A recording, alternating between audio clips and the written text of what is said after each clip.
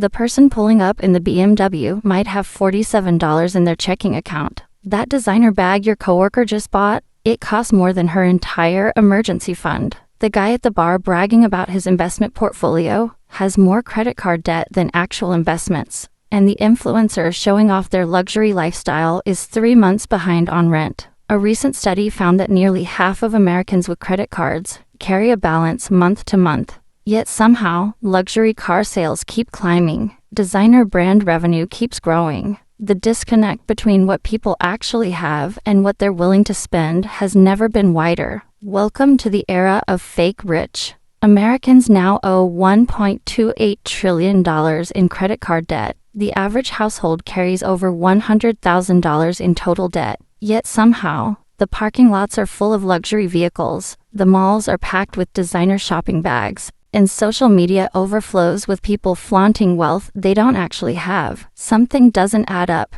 Here's what's really happening. A massive number of people have figured out how to look wealthy while being financially broke. They've mastered the appearance of success while building nothing underneath. They project an image that crumbles the moment you look closer. Real wealth whispers, fake wealth screams. Once you know the signs, you'll see fake rich everywhere. More importantly, you'll avoid becoming fake rich yourself, because these patterns don't just look foolish. They actively destroy your ability to build actual wealth. Let's break down the 10 signs someone is pretending to be rich. The first sign is the entry-level luxury trap. Someone buys the cheapest version of the most expensive brand, the base model BMW, the logo belt from Gucci, the starter bag from Louis Vuitton. They want the badge without the budget. Walk through any parking lot and you'll spot this immediately. A bare-bones Mercedes with manual seats and no navigation. An Audi with the smallest engine option and 0 upgrades. These cars exist because manufacturers know exactly what's happening.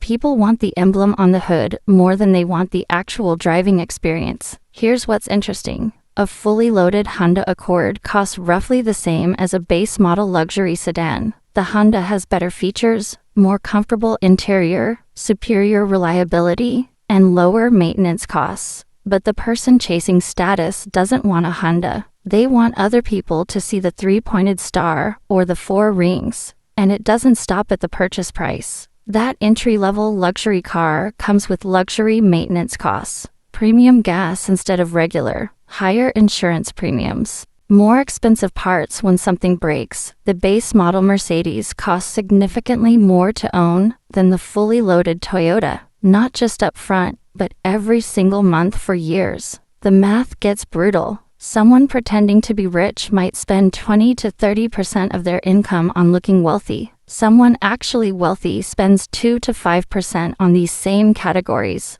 That difference compounds over decades into hundreds of thousands of dollars that never get invested. Truly wealthy people often buy their flashy items after they've built substantial wealth. The fake rich buy the status symbol first and hope wealth follows. It rarely does. The second sign is constant money talk. The person who won't stop steering conversations toward income, investments, spending, or deals they're working on. Every topic somehow circles back to finances, and always in a way that makes them look successful. You could be discussing pizza toppings and this person finds an angle. Oh yeah, I used to eat that before I started making real money. You mention a vacation and suddenly they're explaining their travel reward strategy that only works because of how much they spend. You share news about a friend's success and they pivot to their own achievements within 2 sentences. People genuinely secure about their financial situation don't need to constantly remind everyone how well they're doing.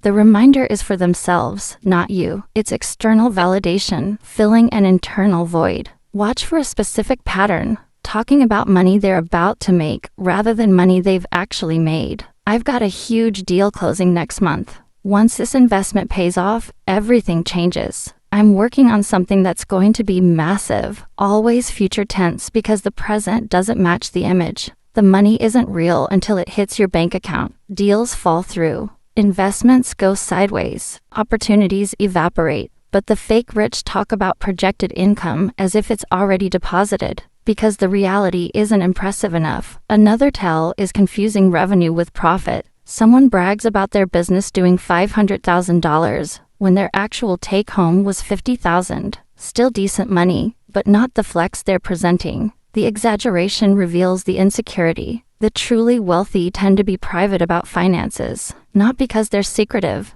but because they don't need to prove anything to anyone. The third sign might be the most alarming. The designer item that costs more than what's in the bank account. Someone carrying a $5,000 bag with $2,000 in savings. A luxury watch on the wrist of someone with a maxed-out credit card. This happens constantly. The purchase isn't a celebration of success. It's a costume for success that hasn't arrived. There's an old rule. If you can't afford to buy it twice, you can't actually afford it. If a single purchase represents 2 or 3 months of income, that's not wealth. That's living dangerously above your means while creating the illusion of prosperity. Think about what that bag actually represents. Not accomplishment, not smart financial decisions, just a willingness to sacrifice future security for present appearance. The bag might impress strangers for 3 seconds. The empty savings account creates stress for years. I've seen people finance designer purchases, paying interest on a handbag, making monthly payments on a watch.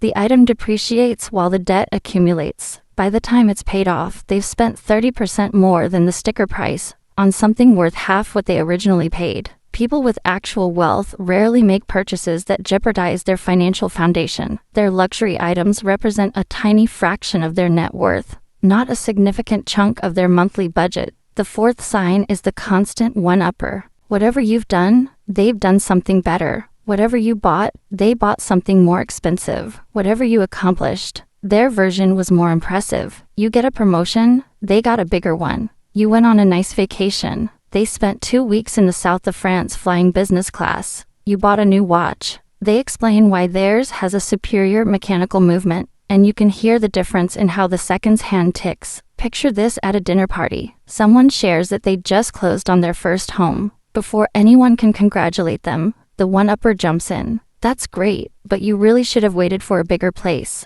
When I bought my first property, I made sure it was at least 4 bedrooms, because anything smaller doesn't appreciate as well. The excitement drains from the room. The person who just achieved something meaningful now feels small. Or at work, you land a new client and mention it in passing. The one-upper immediately pivots to the bigger client they landed last quarter, the commission they made, the dinner the CEO bought them to celebrate. Your win disappears into their need to dominate. This isn't normal conversation. It's competition. Every interaction becomes a contest where they must win. The psychology here is transparent. One-upping comes from insecurity, not confidence. Someone genuinely successful can celebrate your wins without feeling threatened. They don't need to redirect attention because their self-worth doesn't depend on being superior in every exchange. People pretending to be rich feel threatened by any success that isn't theirs. Your good news diminishes them somehow, so they reflexively minimize your achievement while amplifying their own. Real wealth allows someone to be genuinely happy for others,